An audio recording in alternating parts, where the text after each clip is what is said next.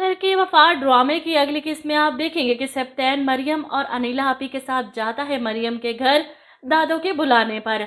अब यहाँ पर कंवल ने जो शोशा छोड़ा था कि सप्तैन मेरे बेटे को कहीं अच्छी जगह नौकरी लगवाए, इसलिए आसिफ को देखकर अनिला हैरान रह जाती है। ये यहाँ पर क्या कर रहा है? इनके नज़दीक तो आसिफ चोर और भिगोड़ा है, न जाने क्या क्या किया है इसने।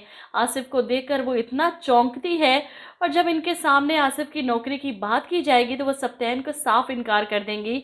कोई ज़रूरत नहीं इस चोर उचक्के को जॉब देने की। वहीं सप्तैन किसी ज़रूरी काम से बाहर निकलता है तो पीछे से ये सारा तमाशा होता है। जब पानी पीने के लिए मरियम किचन में जाती है, पानी ग्लास में डालती है, और इसी लम्हे आसिफ वहां आकर इसके हाथ से गिलास पकड़कर पानी पी लेता है।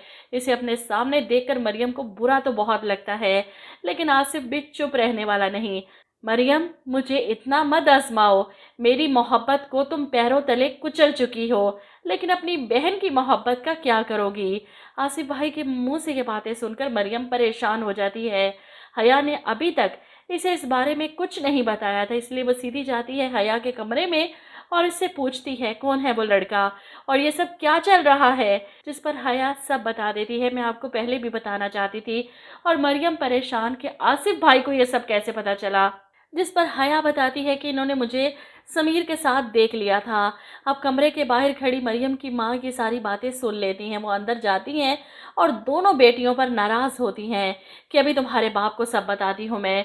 बाहर को आती हैं तो मरियम इनके पीछे भागती है। अम्मी मेरी बात तो सुने, जिस पर वो मरियम पर नाराज़ होती हैं। तुम्हारी देखा देखी इसने भी वही रास्ता चुन लिया जिसका मुझे डर था। कौन है वो लड़का? अब मरियम बता देती है, अम्मी वो सप्तैन के दोस्त शहीर का छोटा भाई है समीर। अब नीचे अनीला बेगम जो मरियम को बुलाने के लिए सीढ़ियों के करीब आई थी, ऊपर से आती आवाज़ें सुनकर चौंक जाती हैं, और फिर मरियम की माँ सीढ़ियाँ उतरती हैं कि अभी हया के बाप को ये सब बताएंगी। ऐसे में इन तीनों की नज़र पड़ती है अनीला पर, जो ये सारी बातें सुन चुकी थी। कानों को हाथ लगाती हैं, तौबा तौबा कैसी फैमिली है ये।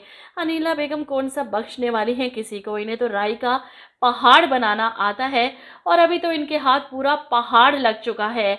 अब देखे क्या चांद चढ़ाती हैं। वहीं दूसरी तरफ नौशीन इस घर में दनदनाती फिर रही है, और ये बात अनम से बर्दाश्त नहीं हो रही। वो इसे कहती है कि शराफत से यहाँ से चली जाओ, वरना मुझसे बुरा कोई नहीं होगा।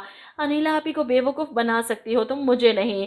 जिस पर नौशीन भी दो टोक आंखों में आंखें डालकर कहती है, रिश्ते में मैं तुम्हारी नंद हूँ, और नंद कैसी होती है ये मैं तुम्हें अच्छे तरीके से समझा सकती हूँ, लेकिन वो क्या है ना, मेरे मासूम भाई का चेहरा मेरी आंखों के सामने आ जाता है, जिसे तुमने अपनी इस झूठी मोहब्बत और 2 टके के प्यार में फंसा रखा है। इस सब कुछ सुनकर तो अनम की बर्दाश्त की हद ख़त्म हो जाती है। अपनी बकवास बंद करो,